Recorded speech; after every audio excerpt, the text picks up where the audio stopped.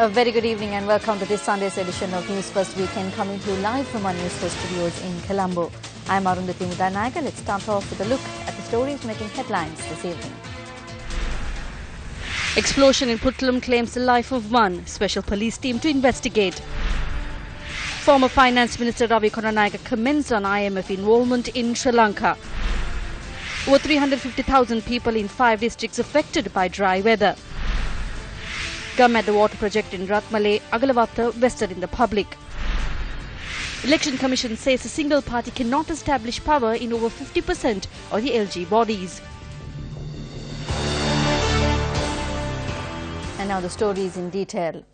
The chief suspect connected to the molestation and murder of a boy in Erina Villa area in Chile was arrested today in Mullaitivu.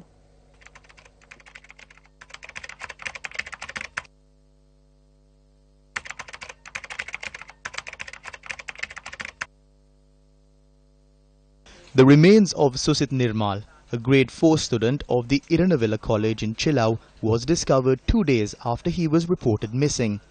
The post-mortem inquiry revealed that the child was molested before he was brutally murdered. Police launched an extensive investigation to track down the chief suspect connected to the murder. Footage obtained by a CCTV camera close to the victim's residence gave them their first solid lead on the chief suspect.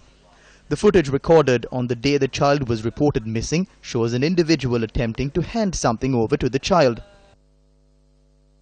After extensive investigations, the police was able to track down the suspect, who was in hiding around 260 kilometers from the scene of the crime. He was arrested while in hiding in close proximity to the Nayaru bridge in Mullaitivu. The arrest was made by personnel attached to the Mullaitivu police. The suspect was later handed over to the Chile police and was produced before the Puttlam magistrate.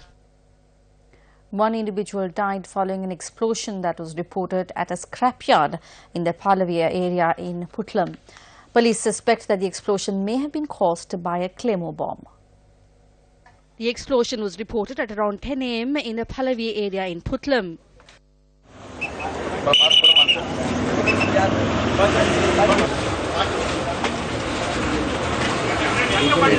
They are saying that while they were cutting scrap metal, this happened. The deceased has been identified as 27-year-old Nazir Muhammad Adil, who was employed at the scrapyard.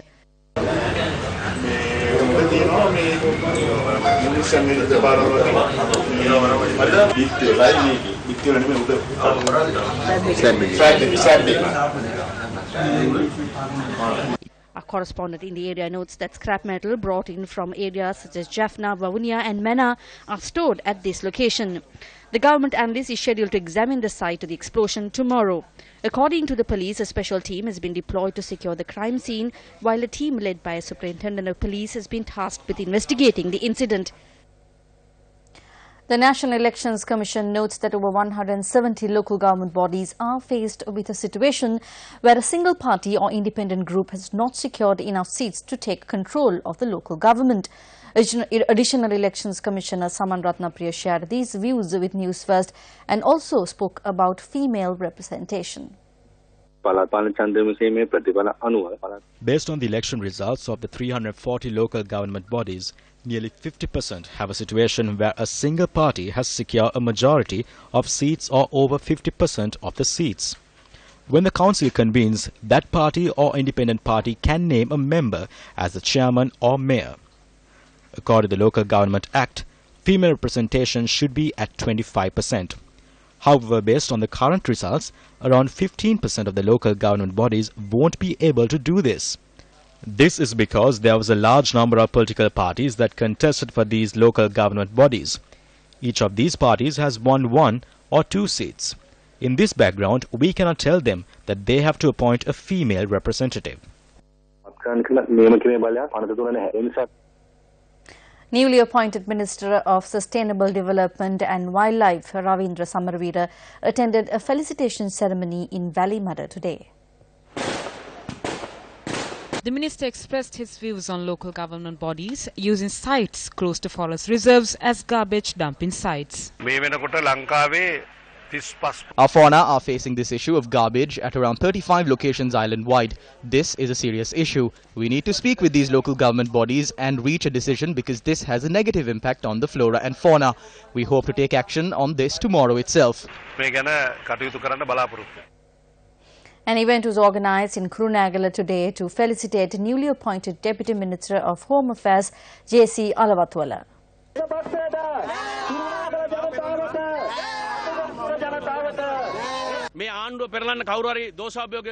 If there is anyone attempting to bring in a motion of no confidence in order to topple the government, as UMP MPs, we are prepared to defeat it. There is a committee appointed for backbenchers in Parliament. I am the chairman of the committee. We have received many good proposals from our MPs. We will implement these proposals over the next 18 months. When this happens, we will be able to secure victory. UNP MP Ravi Konanayaka shared these views with the media today following an event held in Colombo North. There are media reports that backbenchers will support a no-confidence motion against the Prime Minister. What is your opinion? The UNP needs to travel on the correct path and understand the pulse of the people. We need to create radical changes. I think the time is up for people who have been pushed into positions from above. The people who worked hard while the UNP was in opposition are now sidelined. That's what we see. Why did such a situation occur? The elephants who work are not the same elephants that take part in Peraharas. This can be clearly seen. We will change this before long and get the party back to its winning ways. We also need to improve the economy. If we resolve the economic issues, it will clear a lot of other problems. Take the IMF. We should listen to what they say and not do everything that they tell us to do. At this moment, we don't need to do everything that the IMF tells us. The IMF has played its role. They can now leave the country. On the cabinet reshuffle, the people are saying that this isn't a successful reshuffle. Problems won't go away just because you change the heads. I believe that before long, everything will be rectified. More local news come your way on the other side of this short commercial break. Stay with News First. We will be right back. Welcome back to the news. Minister Mangala Samarveera notes that the Office on Missing Persons does not aim to benefit only one community and does not threaten another. He adds that it is merely a truth-seeking mechanism that aims to investigate and find out the truth about those identified as missing or who have disappeared during times of conflict. Issuing a statement on appointments of members of the OMP, Minister of Finance and Mass Media Mangala Samarveera says that its mandate cuts across all ethnic and religious boundaries and that it seeks to investigate persons missing in connection with the conflict of the North and the East and its aftermath. Minister Samarveera goes on to state that the OMP is not a law enforcement or judicial body, adding that the findings of the OMP shall not give rise to any criminal or civil liability. The minister also rejects claims made that the actions of the OMP will be similar to a witch hunt in order to prosecute war heroes by saying, quote, "These rumours are political manipulations to deter the fair and just actions taken by the government towards peace and reconciliation," end quote. He notes that the self-serving policies and party politics have taken precedence over the suffering families of those gone missing over the past 30 years. The minister recalls that Mahinda Rajapaksa in 1989 got arrested at the airport while he carried documents with information regarding the missing to the UNHRC in Geneva, and notes that he is dismayed that the same movement has been portrayed by this camp as an attack on our war heroes. He concludes by stating that the OMP is an autonomous, transparent commission acting independently to any political biases or affiliations, and that, quote, "This multi-ethnic island is one step away from lasting peace and prosperity. We as citizens of this great country must take this step together," end quote. Prime Minister Ranil Wickremesinghe, speaking at the Investors Forum in Singapore, assured the international investor community that Sri Lanka was committed to forging ahead with its reforms agenda. According to the Government Information Department, the Premier had stated that, quote, "Sri Lanka is on the path of becoming an attractive place for business in South Asia, one of the fastest growing regions of the world. Sri Lanka as an island is increasingly becoming a vital player in the region, enabling us to punch above our weight, a lesson we learned from Singapore," end quote.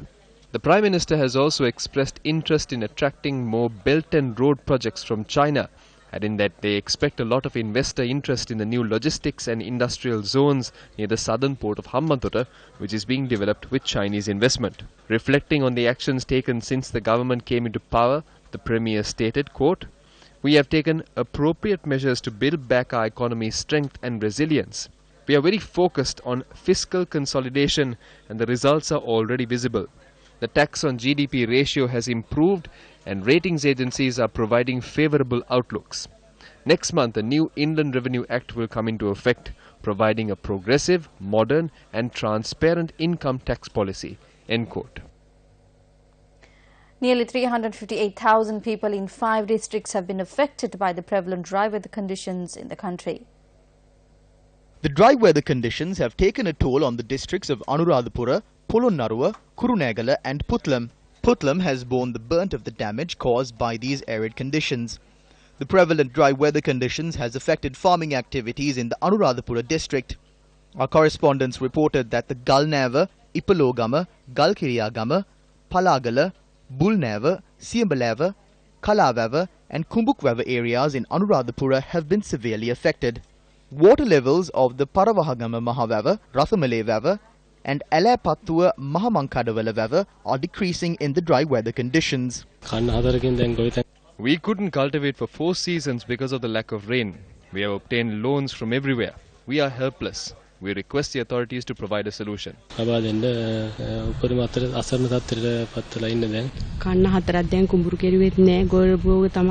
We couldn't cultivate for 4 seasons. We cultivated chili and corn, but they were not successful because of the lack of water. We have no way of living. We have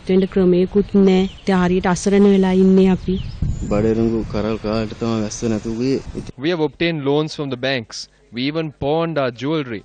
I have 2 children and we have nothing to eat and drink. We are living with greatest difficulties. 130 acres of the cultivation were destroyed in the Madhu area in Mena due to the prevailing dry weather. Showers were experienced in the western, Sabaragamu and southern provinces during the past 24 hours. The Department of Meteorology forecasts that there will be a reduction in rainfall in several parts of the island. The department further notes that showers can be expected in the western, Sabaragamu, southern, central and Uva provinces. Up next is a look at Action TV.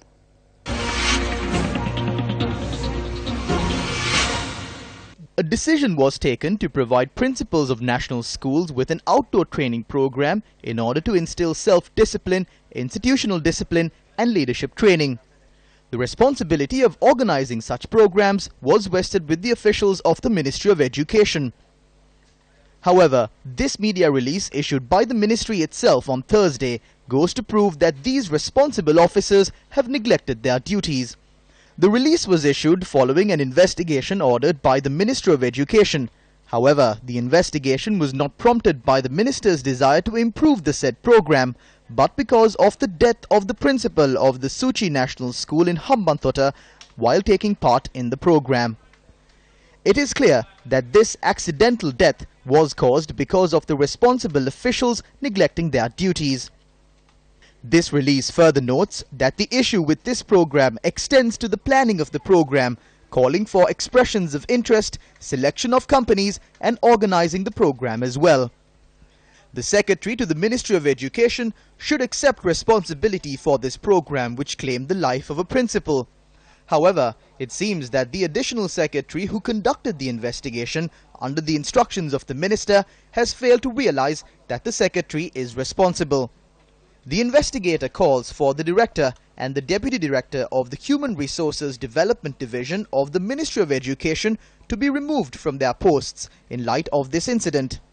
While harsh actions have been recommended against the director and the deputy director, the investigator only recommends that the purview of the additional secretary in charge of the human resources development be changed. Further examination of the media release reveals that the additional secretary who recommended and awarded the contract to an organization without a clear procurement process has been let off lightly. They are saying they will take immediate action against 2 people. Why aren't they taking immediate action against all the others? There are 2 additional secretaries involved in this, yet who is being let go? the Director and the Deputy Director of Human Resources Development. Letters were sent to principals of national schools to take part in this outdoor leadership program by the Director of National Schools. However, the release issued by the ministry has no indication of any wrongdoing by this individual. Against this backdrop, the inquiry itself can be classified as one which is as disorganized as the training program it aimed to investigate.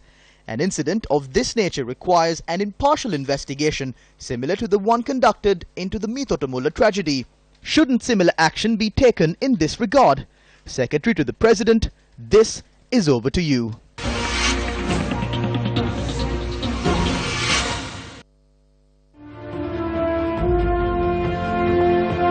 වැසිකිලි ජලය මිශ්‍රිත වතුර තමයි හුඟක් අය ප්‍රයෝජනයට ගන්නේ.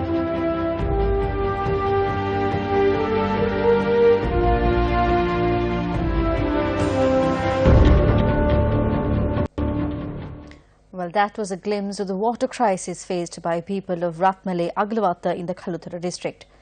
Gamadda was today able to put an end to that crisis. Discussions with members of the Ratmale village revealed to Gamadda that there were a number of causes as to why the people in the area were suffering from a water crisis. The area, which is nestled between two mountains, is inundated constantly, which causes wells in the area to become contaminated. During the dry season, as the water levels recede, the area residents are forced to drink water with a higher mineral content. We made requests to members of all parties. They made promises, but nothing materialized. We can't wash white clothes. They become discolored. In order to provide a permanent solution to this problem, Gamadda on the 12th of November last year took the initiative to build a drinking water project for the area with the financial support from the Indian CEO Forum. The project was vested in the public today in the presence of many, including the representatives of the Indian CEO Forum, officials of the Capital Maharaja organization and government officials. Through the project, water is transported from the Tamadula Reserve using natural pressure along the 2.5 km long pipe system to a water tower built on the top of the Naigoda mountain.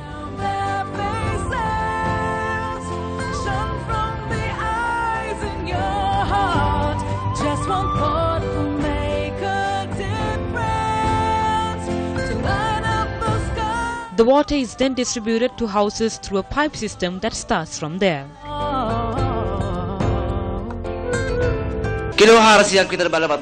I saw the manner in which a water tank that was over 400 kilograms in weight was being taken to the top of the hill on your backs. It brought tears to my eyes because if this was done in Colombo, we could easily use a crane.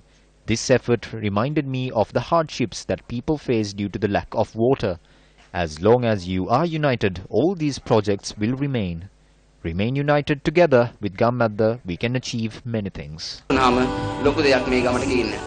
Most of the members of Indian CEO Forum are in Sri Lanka more than 15-20 years.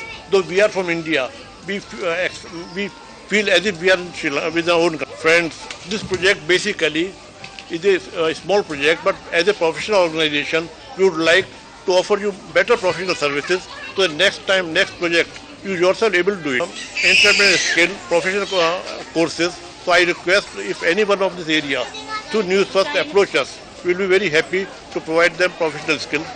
The Capital Maharaja Organization Limited, Newsfirst and Gamadda are three human faces of our endeavor to be part of the society, to contribute to the society, to participate in the well-being of the society. So whether it's the organization, whether it's the news network, or whether it is the Gamadda initiative, all have a common goal, and that is the welfare of the residents of this country. So it's a two-way relationship.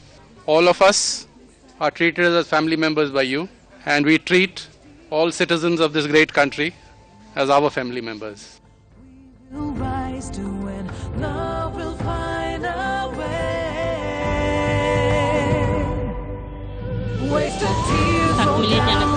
As people of Ratmale, we are very happy that we now have clean drinking water. We suffered a lot, and we are thankful to you for putting an end to this. 5 suspects were arrested on allegations of robbing tourists who visit the Vilpattu National Wildlife Park. According to the Newsfirst.lk police, 5 safari drivers and 4 guides were arrested. Tourists who come to visit the Vilpattu National Wild Park usually take lodging at tourist resorts located around the park. Owners of these resorts usually provide the visitors with a safe to keep their valuables. There had been a number of incidents where money and valuable items of tourists were stolen from these safes while the tourists were outdoors. According to police, belongings of 2 US nationals, 2 couples from Netherlands and United Kingdom were stolen in this manner while the safes also disappeared. A search operation carried out today managed to recover 5 mobile phones, 4 credit cards, 3 passports, 1 international driving license, a camera worth 800,000 rupees and cash hidden at several locations.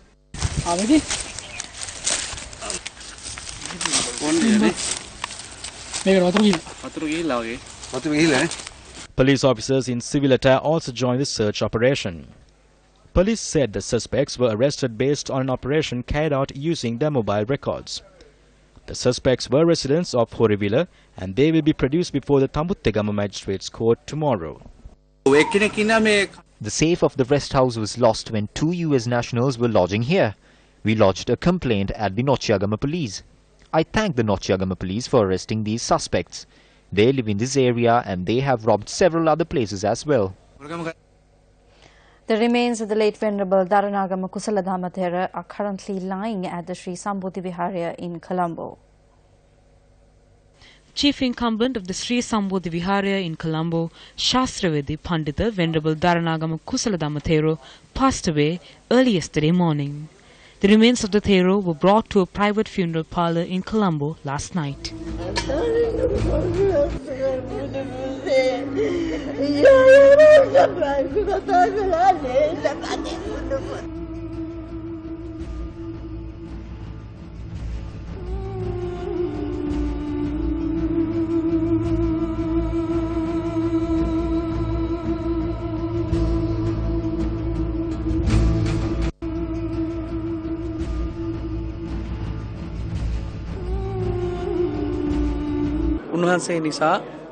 Many devotees, not only from Sri Lanka but also from many parts of the world, were able to follow the Dhamma, especially through the Buddhist channel. He served greatly to the philosophy and the country. I think the service rendered by Kusarigama Thero in communicating the Dhamma to the devotees was not done by anyone else in the recent past. We consider this as a great loss to the nation. We hope that he attains the bliss of Nibbana. He respected those who believed in other religions. He was enriched with Sri Lankan heritage, and we promise that we will join him in his aspiration of protecting Buddhism, the common sentiment in the country. May he attain the supreme bliss of Nibbana. The final rites of the late Venerable Gama Kusarigama is scheduled to take place on Thursday at the Independence Square with full state honours.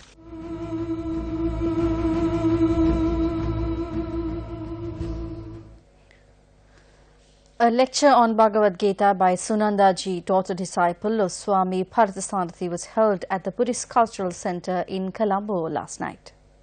If you start magnifying problems and getting bogged down by challenges, think again, look again. Maybe you're not doing the right thing. I'm not saying that's the only reason, but oftentimes that would be perhaps the reason why you are constantly complaining about what is happening in the world.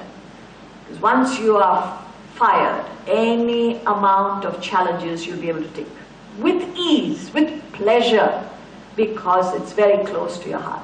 The key speaker's clear and powerful presentation of the Bhagavad Gita in contemporary thought has been acclaimed in the international arena. The lecture will continue until the 6th of this month.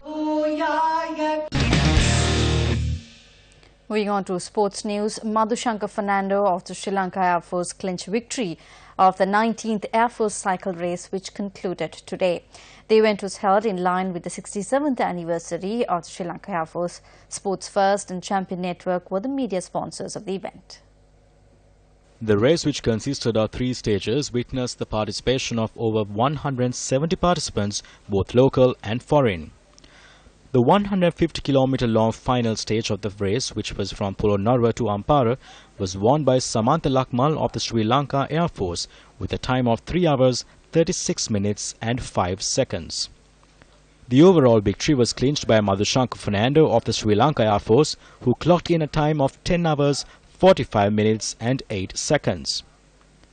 His brother Darshan Fernando of the Sri Lanka Navy finished the grueling 440 km race in second place, 7 seconds behind, while Nishant Pereira of the Devila Mountain Municipal Council team came in third. The honours of the team event were also clinched by the Sri Lanka Air Force. Sri Lanka Navy and the Devila Mount Lavina Municipal Council team completed the podium. The 89th Battle of the Maroons ended in a draw today. The encounter, which began yesterday, saw Ananda College Colombo losing the toss and being put into bat. They were bowled out for 141 runs. Lailu Hiranya top scored with 58 runs.